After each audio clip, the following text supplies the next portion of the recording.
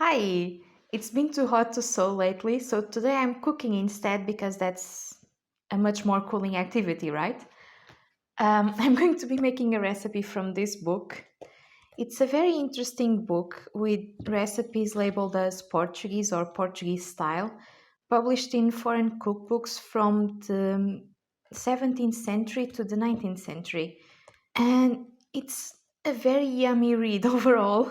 And it was very hard to pick just one recipe to make. But I ended up deciding on making a Portuguese rice pudding that stood out to me because it's so completely different from anything we know as rice pudding today in Portugal. Now, it doesn't shock me that there are different versions of this recipe out there. I know it's not exclusively Portuguese, far from it. Pretty much everywhere rice is consumed, there is a version of this dessert. But this one was specifically labeled as Portuguese, while having absolutely nothing to do with anything found in Portuguese gastronomy nowadays or historically.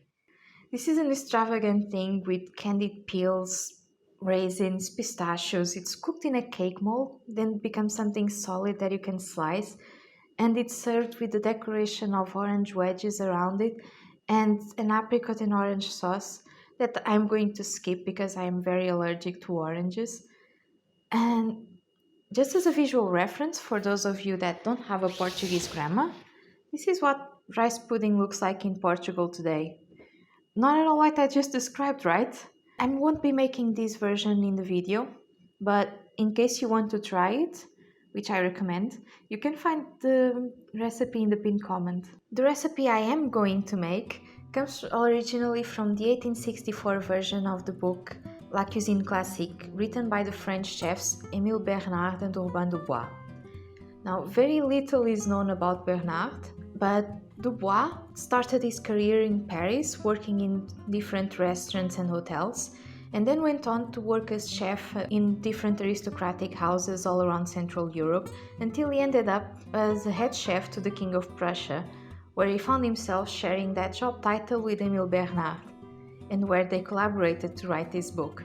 But now it's probably a good time to actually start cooking instead of just talking about it. Like most historical recipes, this one doesn't have clear instructions or precise measurements, except for the rice. You're told you need 600 grams of rice, and now good luck guessing the rest.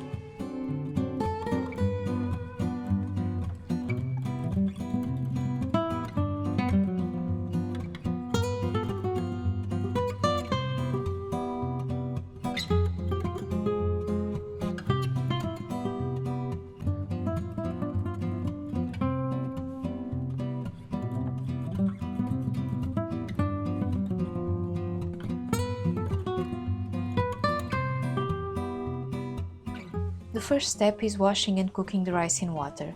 Add more water than you think you'll need because you don't want the rice to absorb all of it.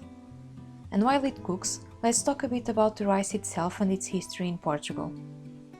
It is possible that the consumption and cultivation of rice were first introduced to the Iberian Peninsula in the 8th century by the Arabs, but in the territory that is now Portugal it didn't stick, at least not to an extent that was worth noting in written documents. It starts being mentioned as part of people's diets around the 15th century, and rice farming only becomes big enough to start being regulated in the 18th century. When it comes to recipes, specifically rice pudding because I didn't look into others, the oldest one published in Portugal can be found in the 1680 book Arte de Cozinha by Domingos Rodrigues. But an almost identical recipe labeled as Portuguese rice was published a bit earlier in 1611 in a Spanish cookbook written by none other than the royal cook. That makes me think that this dish was around and popular long before it was first published in Portugal. After the rice is cooked, you're supposed to drain it and squeeze out as much water as possible, but mine dried a bit too much while cooking, so I skipped this step. Then it goes back into the pot with butter and sugar, and we're told to cover it and let it cook until the remaining moisture is fully absorbed. Transfer it to another pot or a bowl and add the raisins, the candied peels and the pistachios.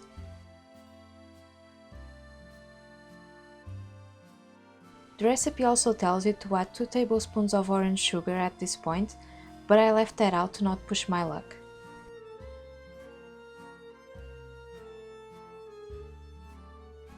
Mix in the 8 egg yolks and the 2 egg whites.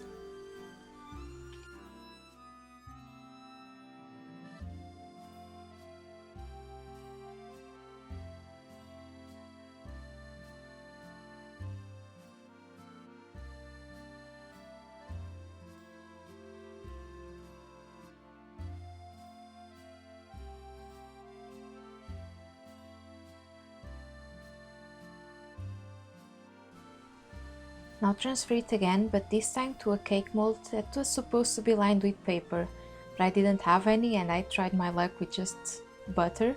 It was good enough.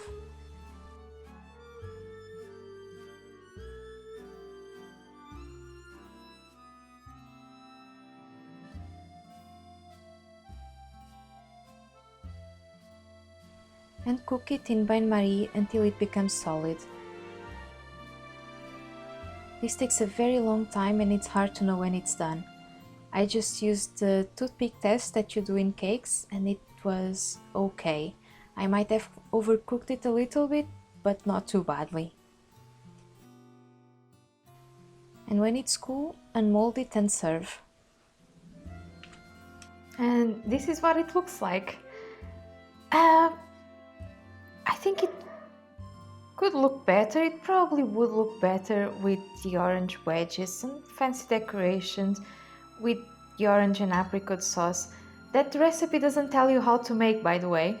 You just have to know it. But, since I don't want to go through a good deal of pain and discomfort later, I'll just have to settle for it looking a bit uglier than it would have. And now let's try it.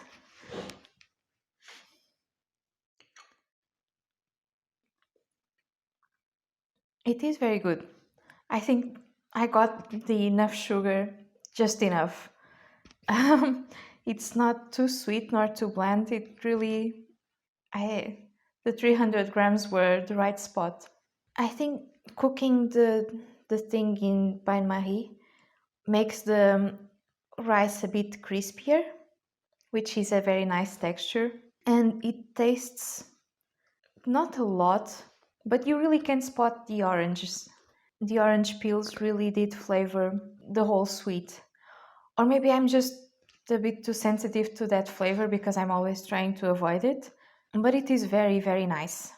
It is very hard to compare it with the Portuguese rice pudding I'm used to because they're just completely different desserts. They're different dishes. And I don't think the original intention was to replicate what was known in Portugal as rice pudding. These were books that were made for professionals. The case of this book in specific, it was written for professional cooks. And those were people working for the big aristocratic families.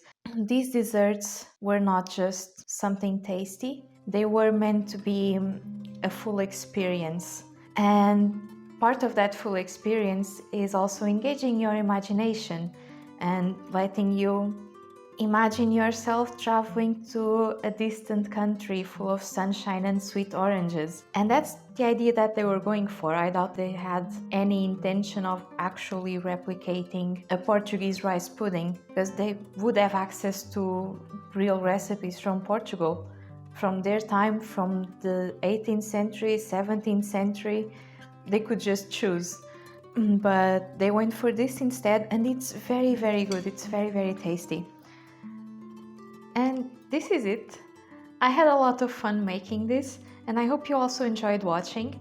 If you do end up trying either this recipe or this one, that again you can find in the pinned comment, please let me know. I would love to know about your results and your culinary experiments. And yeah, that's it. Thank you so much for watching. See you next time.